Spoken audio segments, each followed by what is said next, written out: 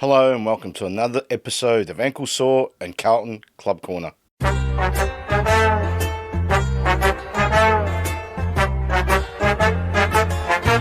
Finally, a win! A 71-point demolition of the Eagles. Was it just a win, or was it a statement? Our first victory of the year, was it a win, just a win, or was it a statement? Anyone who thinks that was a statement, you're kidding yourselves. West Coast Eagles are clearly, and I mean clearly, the worst team I've seen in 10 years. The only teams worse than that were GWS and Gold Coast in their first season. I wouldn't even count that because they're not established clubs, right? So West Coast Eagles, by far, I'll go far as even saying 15 years, the worst team I've seen in 15 years of AFL football. So that wasn't a statement win. That was just a win. So let's talk about the elephant in the room. Harry Mackay. I'm going to ask you a question, okay? Who thought he deserved to play this week? Not should he have played, because he's clearly in our best 23, but did he deserve to play? Let me know in the comments. Personally, I find it hard to understand how a player who abandoned his team for 3 weeks straight, whether it was mental health or not, it's irrelevant. He abandoned his team, okay? That's the way I look at it. Abandoned the players, and when he decides he's ready to play again, he's happy and everything's going well in his life, he gets rushed straight back in. I didn't like it.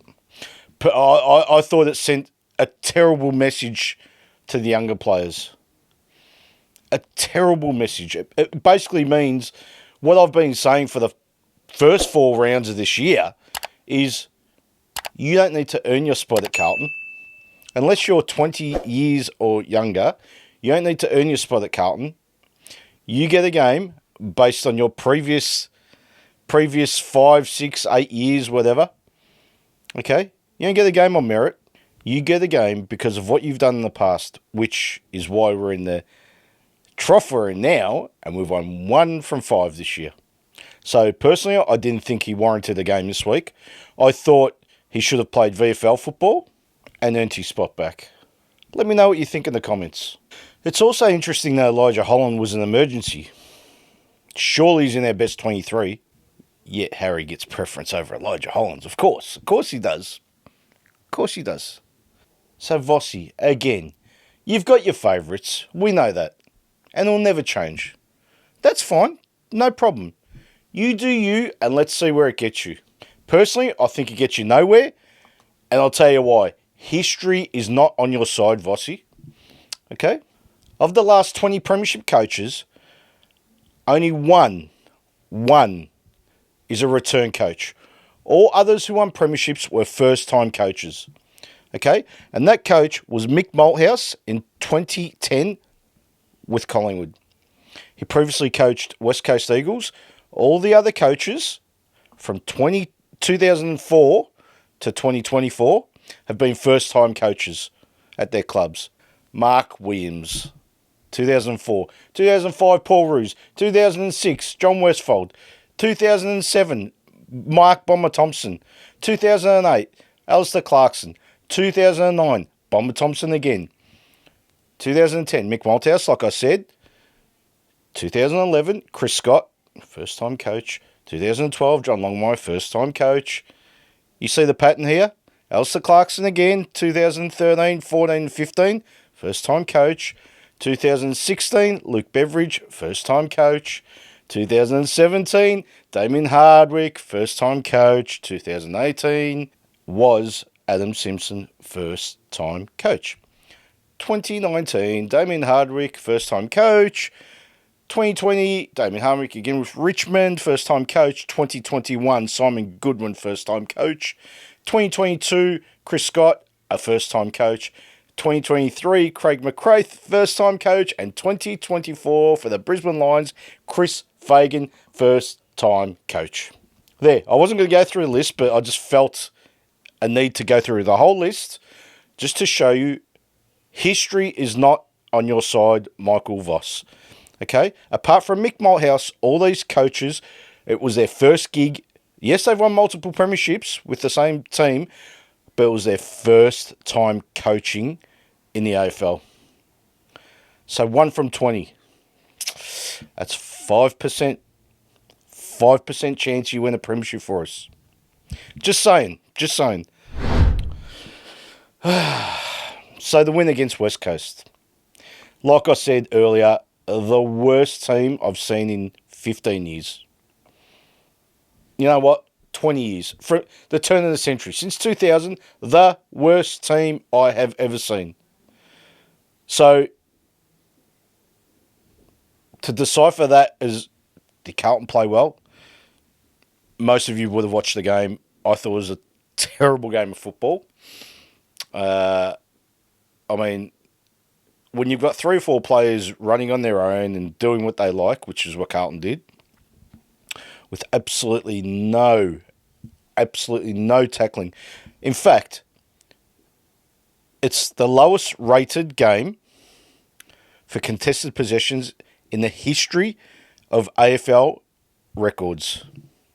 So when Champion Data started counting, which was I think about 25 years ago, it was the worst rated game for contested possessions of any team ever.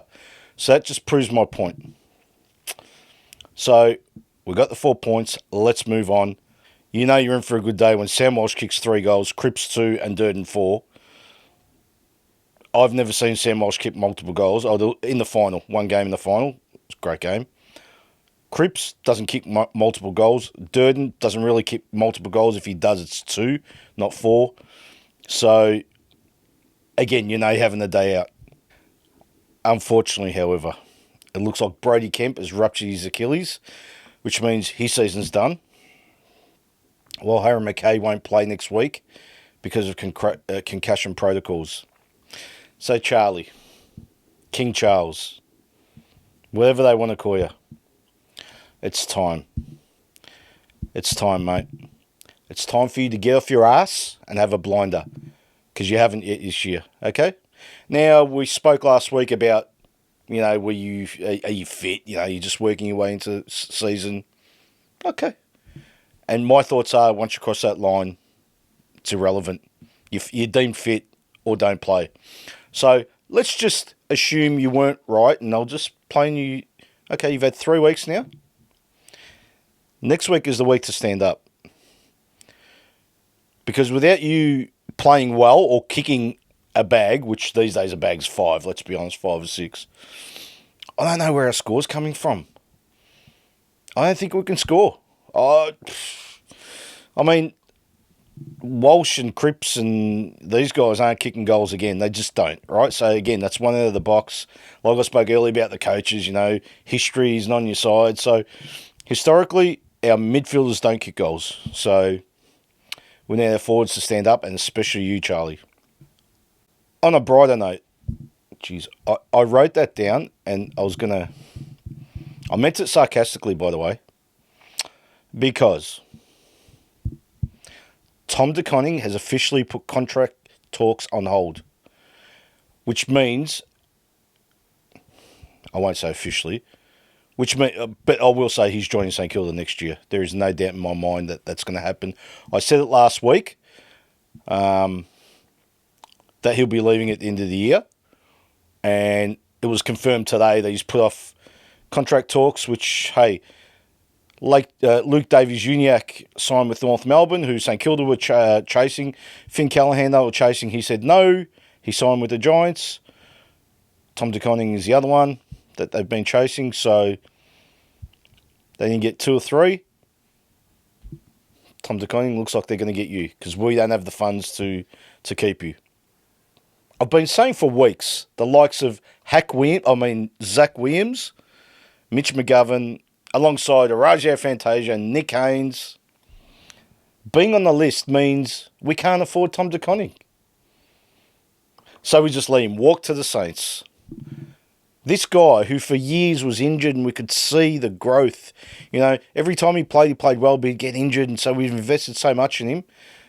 Now he's one of the premier ruckmen in the AFL, and we just let him walk through to St Kilda. It's typical Carlton.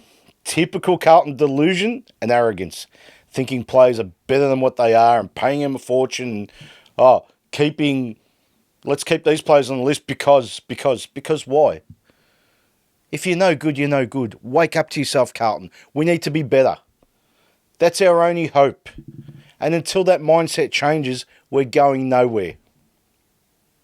Oh, and before I go, last week I said Hawthorn had our first pick this year.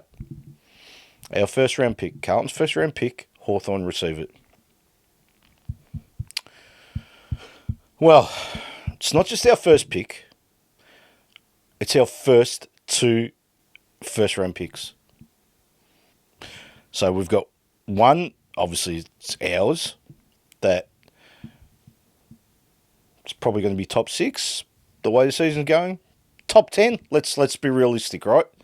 If we sneak into the finals, we finish 8, which I don't think we can, but that's another story. So 10, top 10 pick. And then we've got another first round pick that we traded for, that we traded to Hawthorn. So we only have a first round pick this year. We had 2 and we got rid of them. And we've given it to the top team in the AFL. Let that sink in. 30 years we haven't won a premiership, but Hawthorn in 30 years have won, what, 8? 6, 8? So we allow Hawthorn to get better. They're just starting to climb now, right? They still haven't won that premiership, but my God, are we going to help them with these draft picks? Yeah, how do we get better? How are we going to... If we've got no draft picks, what we've got no money in the salary cap, we're letting Tom DeConning go. How do we get better? Yes, we get compensation for him, which would probably be a top 3 pick, let's be honest, because 1.7 million, if he leaves for that, the compensation will probably be top 3, top 5 pick. That'd be nice, but we lose a good player. So it's a tough situation the club's put us in. Well, there you have it. Another episode of the Carlton Club Corner in the books. Let me know in the comments what you thought of the win against West Coast. I love reading all your comments. I read them all, but unfortunately, or fortunately, depends how you look at it, I can't reply. So if I can get back to you, I will. If I can't, I hope you forgive me and keep supporting the channel. See you on the next one.